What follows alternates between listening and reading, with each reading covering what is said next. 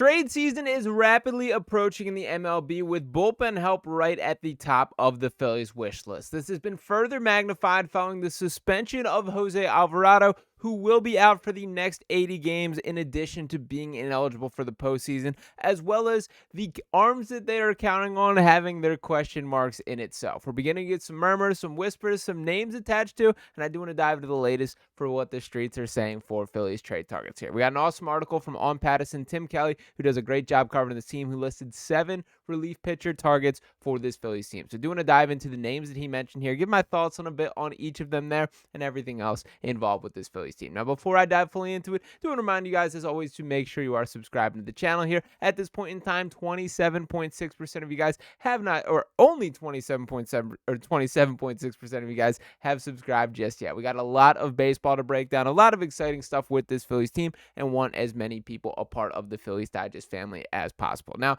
to dive into the topic of today, I do want to start off with the headline from, once again, from On Patterson's Tim Kelly, who writes, "The Phillies clearly need bullpen help. Who are going to be the trade names to watch?" And he starts off in the article kind of listing the case. I think we entered the season with sort of the knowledge that bullpen could be a weakness, and this has been further magnified with Alvarado's suspension, sort of the cherry on top for cementing that. And even the names that we do count on here, sort of my position throughout this season is it is not the high leverage arms that I have concerns with, it's the names below them, that I still have belief in Orion Kerkering, that we still should believe in Matt Strahm, although I kind of do think he is taking a slight step back from the all-star version of himself last year. And Jordan Romano, I think we're going to have to buckle up for that roller coaster. I'm fine with Romano being a key part of this bullpen, but he cannot be the guy here. When we get beyond that, I do think there's a lot of question marks. I know they're throwing Tanner Banks to the fire, trying to make him that secondary high-leverage left-handed arm here, but I'm not sure if I quite see the vision. Guys like Jose Ruiz have their ups and downs, have their flashes, that there are arms in this Phillies bullpen overall, but I do think there does need to be some additions here. Just to dive into some of the names that he targeted here,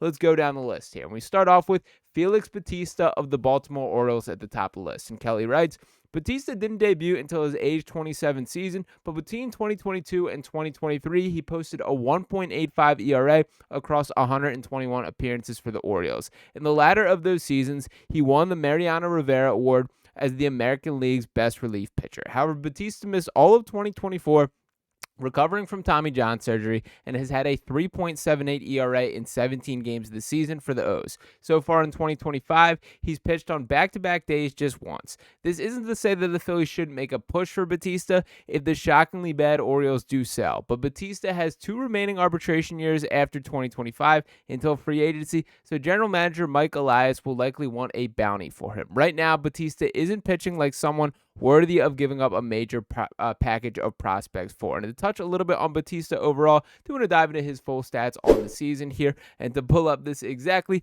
17 games that he's pitched 16.2 innings, allowed 2 home runs, has struck out 19, just 10 hits allowed. That is 5.4 hits per 9 innings, a 3.78 ERA, a 1.260 whip. So to be fair to the guy, and I won't lie, like I've watched every single Orioles game, certainly I followed the box score of their disastrous season, but I do think it is fair to assess that he's just kind of got whacked on a couple big hits that are really eating up this ERA. I have a little bit of belief that Bautista could be a guy that performs better and is at least closer to the version of him pre-Tommy John. And what I will say from a Phillies perspective here, there's 2 reasons why I think this is a more likely candidate than I think the article reads. Number one, we just broke down a video yesterday talking about Cedric Mullins being a potential target there.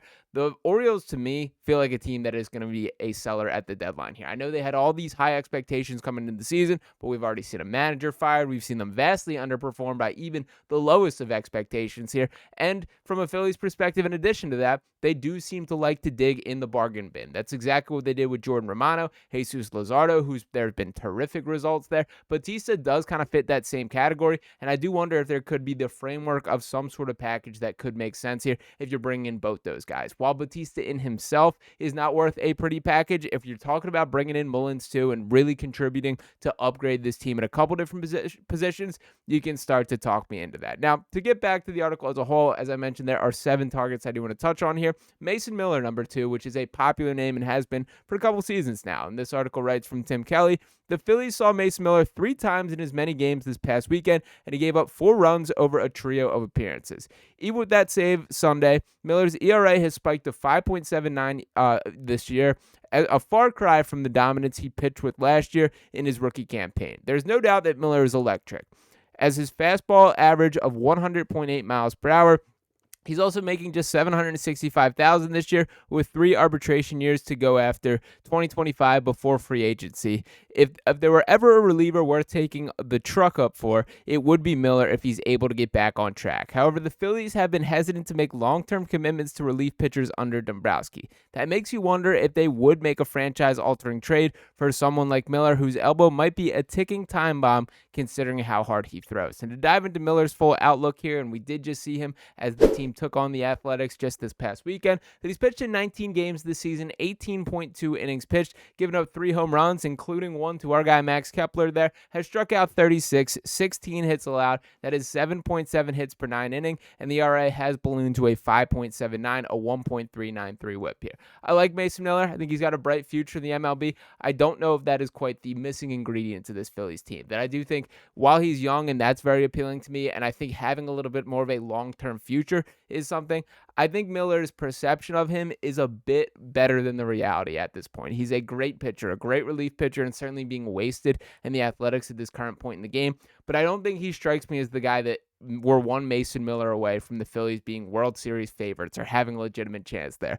I think he has the stuff and is still learning to pitch in a way, sort of similar to Orion Kerkering, although Miller is certainly a little bit tier above in terms of how electric he is in the mound and the heat that he does throw with there. But there's a couple concerns that I have, which is his overall approach, style, and again, as fast as the ball goes in, it goes out just as far sometimes with him, and we kind of saw that firsthand in this Phillies series. I do hope Miller is freed from the Athletics and we get a chance to see him pitch in a postseason setting and kind of have a more legitimate opportunity there, but I don't know if that is the guy that the Phillies are going to be backing up the steep price tag that it will ultimately combat. Now, to dive into a couple more here, to follow this up with the next portion of the article here, with Pete Fairbanks of the Tampa Bay Rays being the next name that is brought up. And Tim Kelly writes, Fairbanks did blow a save against the Phillies on May 8th, but he has largely been excellent this season for the Rays. In 23 games, he's posted a 2.05 ERA and recorded 10 saves. The 31-year-old is making $3.877 million this year, and his contract includes an affordable $7 million club option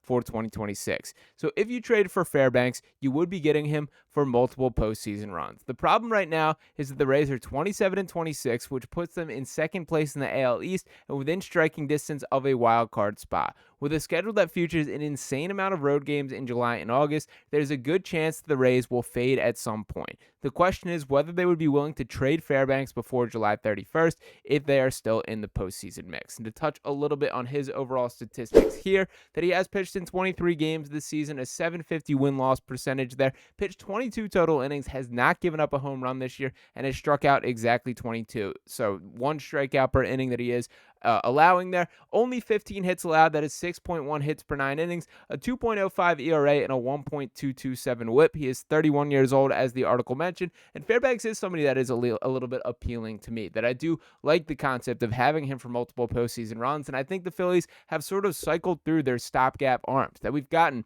half a season with Carlos Estevez. They've kicked the tires on a number of guys who have came and went. Jeff Hoffman, a wide success story, but a short period of time in which he was ultimately a key part of this rotation here. We've seen all these names come in and out, that I think a little more stability and keeping a core in place would be beneficial. Now, to get back to the article overall, Taylor Rogers of the Cincinnati Reds is another name brought up by Tim Kelly, and he writes, Rogers was a teammate of his submarine-throwing brother Tyler for 2 seasons with the San Francisco Giants before getting traded to the Rays back in January. He's probably the lesser of the 2 brothers, but he would give the Phillies another lefty to replace Alvarado, and has had a pretty good resume himself.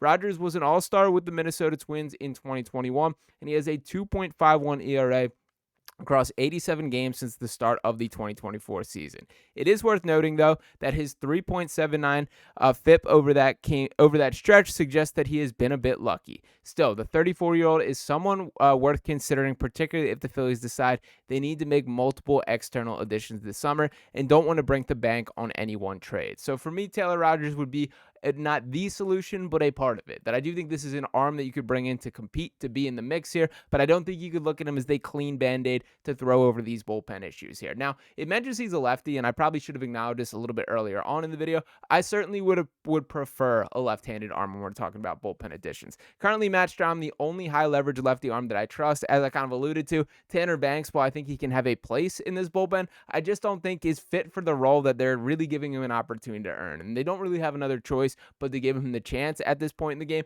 And I don't mind, like, now is the time to do it for sure. But I do think that you need a lefty that can be better. And it's also going to be maddening, by the way, when Alvarado is able to return for the home stretch of the regular season, and then it's just out of the mix again in the playoffs. And granted, I think the Phillies should use him. They are going to need to win games at that point in the season. And frankly, at the minimum, you can kind of use Alvarado a ton because you're not worried about the postseason effects there, but it does kind of throw off your entire calculations of how you are doing things here. Now, the final part of this article that I did want to pull up was one last name here that I did want to get to, and that, of course, is Kyle Finnegan. And this writes, the Phillies have seen quite a bit of Finnegan, who has spent all 6 years of his career with the division rival Nationals. They and 28 other teams could have had him last offseason when the Nationals non-tendered him, but Finnegan wound up returning to D.C. on a $5.38 million deal for 2025. He didn't get off to a great start against the Phillies on opening day, walking 2 and allowing a hit in his first outing of the season, but he's posted a 2.41 ERA and recorded 15 saves so far this season. So he's definitely someone you have to consider. Given how familiar Phillies fans are with some of Finnegan's struggles, he has a 5.81 career ERA against them. He probably wouldn't be an addition that would excite the fan base. And this is pretty much where I sit on that one as well. I'm sure Kyle Finnegan is a better pitcher than my perception of him, but with all my memories kind of him going against the Phillies here, he's not a guy that it fires me up or believe could be a difference maker here. So some of this is a little bit of a, I guess, skewed view of him as a player, but frankly, I just don't think Kyle Finnegan is that good or a guy that we could catapult to the top of the depth chart from a bullpen perspective. But those are some nice names that we did ultimately call into play here to make sure that I didn't miss any here, and I don't think I got to these two names. There we go. Ryan Helsley, which is my personal favorite of the mix here, of course, coming from the Cardinals here. You can kind of read through both these names. I think are pretty important and worth noting. Dennis Santana as well. I personally, Ryan Helsley would be the top of the list for my preference for this team, but that is another guy that you're investing a ton in. And as far as the Helsley outlook overall, we'll give it a quick read before I wrap up here. That Tim Kelly writes, Helsley is already someone we've discussed quite a bit, as in April, the Phillies were already connected to the two-time All-Star. Helsley posted a minuscule 1.83 ERA between 2022 and 2024, winning the Trevor Hoffman Award season for the best reliever in the National League. In theory, he would be about as exciting of an addition as anyone on this list and wouldn't cost as much as Bautista or Miller, considering he would be a rental. But while the Cardinals entered the season with more of a focus on 2026 than 2025, they are currently 30 and 24. They are a game back for the final wild card spot and within striking distance of the Chicago Cubs, who are off to an incredible start to the season in the NL Central. If they don't fade, they won't be sellers. And that is kind of the story with Helsley. With that, I think his price tag goes up as well. So this does really come down to how much are the Phillies really willing to invest at this point. I do think it is worth taking a swing. Now, granted, the pushback to that is that you can make a strong case that getting an outfield bat is more preferable or would be a larger difference maker from a postseason perspective. It will be maddening going into another postseason with Brandon Marsh and and Johan Rojas as our options from the center field standpoint. Max Kepler, it's up and down. I'm not out on Kepler yet, but he has not been a guy who I would say has grabbed the opportunity in left field, by the horns here. We see the ups and downs, and the power I'm still intrigued by, like that home run that he hit to tie up his matchup against the Athletics. But Helsley, all things equal, would be my favorite pitcher on this list. I do wonder, when circling back to it, that the top option from the Phillies perspective, I kind of think could ultimately be a little bit of a package of Felix, Bautista, and Cedric Mullins. I know I mentioned him in the video yesterday, and I wasn't as all in. The more I slept on it and thought about it, I do think Mullins might be a little bit better than I kind of initially let on in that video, and a guy that could be more impactful to that. So that's sort of a package that is rattling around my brain right now.